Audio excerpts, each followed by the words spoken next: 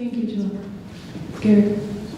Could you put the Decade of Dreams diagram back up on the screen, please? Thank you.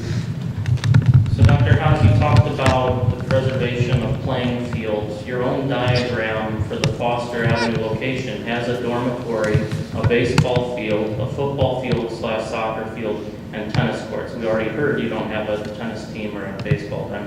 So it just, when Carmen asked you the question about, neighbors are incredulous, your own diagram speaks to why we're incredulous.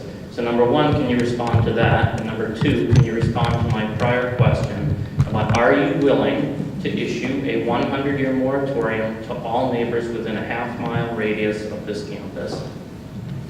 Okay, let me regroup on the Foster properties. What I said is if we take out parking places for the newer location. Sorry, is this there? You've been cut off. Yeah, you're 2 minutes early. All right. Then we will likely have to replace some of those parking places, and that space may become part of that. So that was what I had said about that. With regard to a 100-year moratorium, it is not a realistic question or demand. How about a 50-year moratorium? I'm unable to meet it, and I'm unable to tie the university's hands into the future. My commitment is to house 10% of our student body, not more. It is to a single block on Bryn Mawr. I appreciate and respect that that is property that your father owns or your parents own. And I've made a commitment to providing some retail space in that. It sounded like I was backpedaling on that this evening. I am not. It is not designed and planned as of this point. And my commitment to my university is also in support of future students. And that is all that I'm able to do.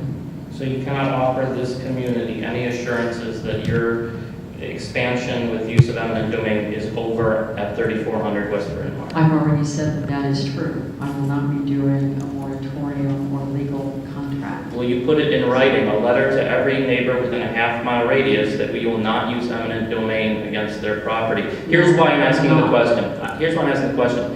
Anybody who wants to sell a home within a half-mile of this university, people shopping for homes in this area know about your use of eminent domain. And it has scared the hell out of potential home buyers in this area. So if I were someone who owned a home in this area and I had a letter from the university that guaranteed that there was no additional use of eminent domain for a set period of time, I'd sure as heck feel a lot better than having it all based on speculation where buyers are running scared.